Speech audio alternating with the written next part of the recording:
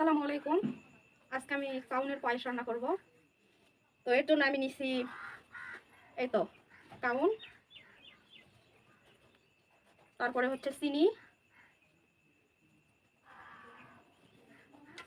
আর এইদিকে নিয়েছি আমি 1 বালতি খাঁটি গরুর দুধ, আমার বাড়ির গাভীর ফ্রেশ দুধ।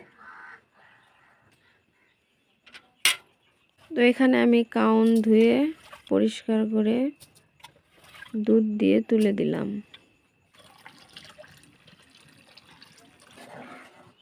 এখন জাল দিয়ে কাউনটা সিদ্ধ করে নিব।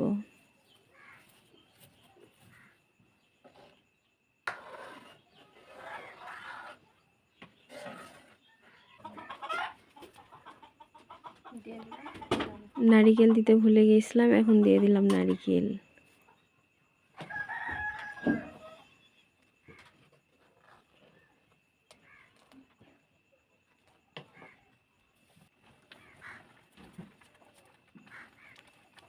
তো আমার কাউন সিদ্ধ হয়ে গেছে,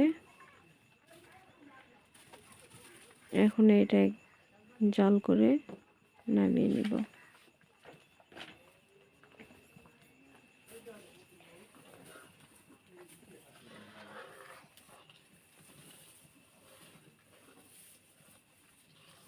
চিনি দিয়ে দিলাম।